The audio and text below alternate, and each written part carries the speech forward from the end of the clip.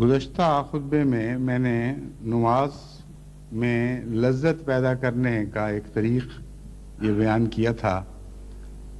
کہ سورہ فاتحہ کے مضمون کو خوب غور سے پڑھیں، اور حمد لفظ میں ساری لذتوں کی کنجی ہے۔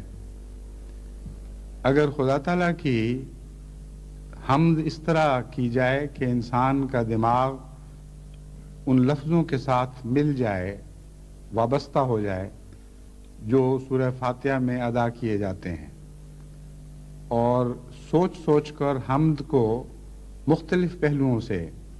خدا تعالیٰ کی ذات پر اطلاق کرتا چلا جائے اور اس کی صفات کو حمد کی روشنی میں سمجھے، تو ایک نہ ختم ہونے والا سلسلہ مضامین کا ہے جو انسان پر روشن ہوتا چلا جاتا ہے۔ قرآن کریم سے پتہ چلتا ہے کہ حمد کرنے میں کائنات کی ہر چیز شامل ہے۔ صرف جانداروں ہی کا ذکر نہیں فرمایا گیا، بلکہ ہر وہ چیز جو آسمانوں میں یا زمین میں ظاہر یا مخفی طور پر موجود ہے، وہ سب خدا تعالیٰ کی حمد کر رہی ہوتی ہے۔ فرمایا لیکن تم اس کو سمجھتے نہیں ہو۔ اس ضمن میں چند اور پہلوؤں سے احباب جماعت پر حمد کو سمجھنے کا اور اس کو اپنانے کا طریق پیش کرنا چاہتا ہوں۔ پہلا تو یہ ہے کہ جیسا کہ قرآن کریم سے پتہ چلتا ہے، آفاق پر غور کرنے سے انسان کو خدا تعالیٰ کی ہستی سے شناسائی ہوتی ہے، اور دوسرا طریق یہ ہے کہ اپنے نفس پر غور کرنے سے انسان کو خدا تعالیٰ کی ہستی کی شناسائی ہوتی ہے۔ آفاق میں بھی خدا کے نشان ملتے ہیں اور اپنے وجود میں بھی خدا تعالیٰ کے نشان ملتے ہیں۔ آفاقی لحاظ سے خدا تعالیٰ کو یاد کرنے کا طریق قرآن کریم نے یہ بیان فرمایا ہے کہ اس کی زمین و آسمان کی اور جو کچھ ان چیزوں میں، ان دونوں میں ہے، ان کی تخلیق پر غور کریں۔ جیسا کہ فرمایا الذین یذکرون اللہ قیاما وقعودا وعلی جنوبہم، اولو الالباب وہ لوگ ہیں، صاحب عقل وہ لوگ ہیں جو خدا تعالیٰ کو یاد کرتے ہیں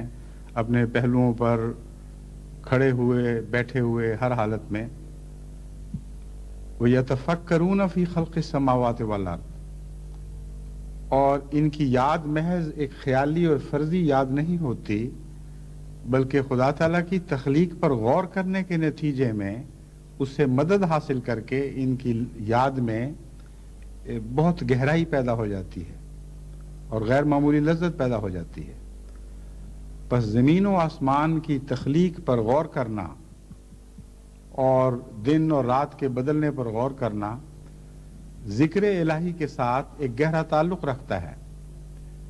اور اللہ تعالیٰ فرماتا ہے کہ تم اگر صاحب عقل ہو، تم صاحب ہوش ہو،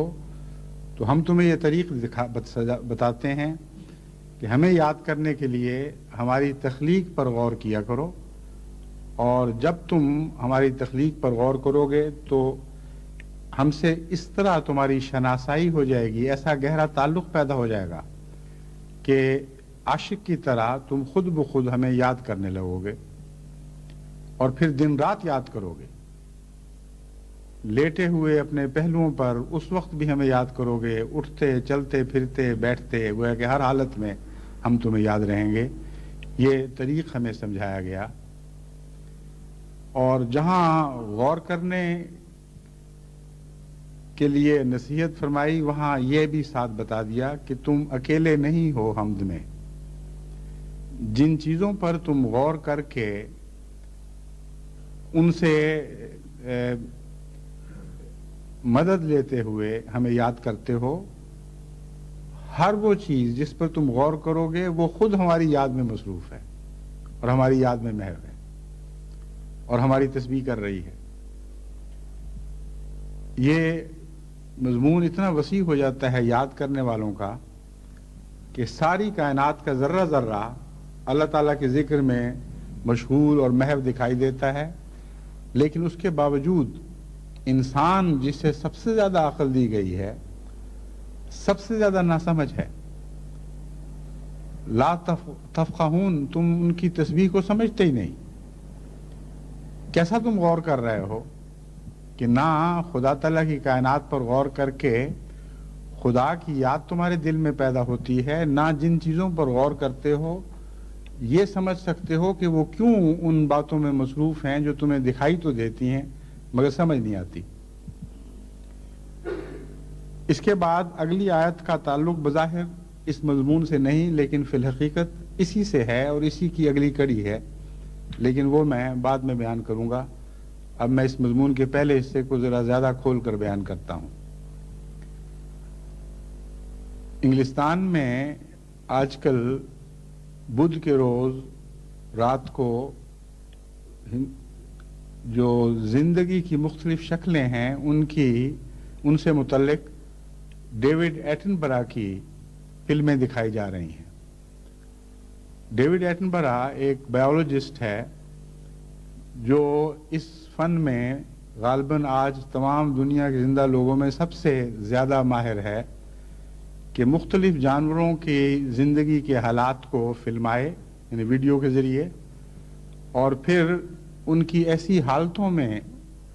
ان کو پکڑ لے کہ جو عام طور پر نظر سے اوجھل رہتی ہیں، اور اس طریق پر پھر پیش کرے کہ جس کے نتیجے میں ایک حیرت انگیز منظم زندگی کا نقشہ ہمارے سامنے ابھرتا ہے، اور مختلف پہلوؤں کو وہ لیتا ہے اور ان پہلوؤں سے تعلق رکھنے والے مختلف جانوروں کی فلمیں پھر اکٹھی کر دیتا ہے، اور ایک وسیع نظر میں آپ کو کسی زندگی کے ایک پہلو پر مختلف جانوروں کی وجہ قدر اشتراک دکھائی دینے لگتی ہے۔ اس کی میں مثال آپ کو دوں گا تو پھر آپ کو بات سمجھ میں آ جائے گی۔ یہ وہ لوگ ہیں جنہوں نے خدا تعالیٰ کی تخلیق پر غور کیا ہے اور بہت سے گہرے رازوں سے پردے اٹھائے ہیں، مگر کم ان میں سے وہ خوش نصیب ہیں جو اس کے نتیجے میں ذکر الہی کی طرف متوجہ ہوتے ہیں۔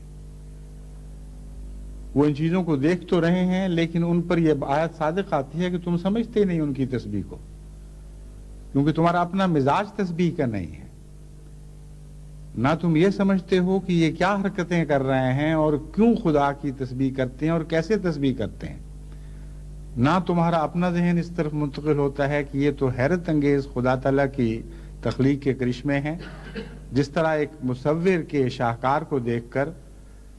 ذہن وہیں نہیں اٹکا رہتا بلکہ مصور کی طرف منتقل ہوتا ہے اور اس کی تعریف کی طرف دل مائل ہوتا ہے۔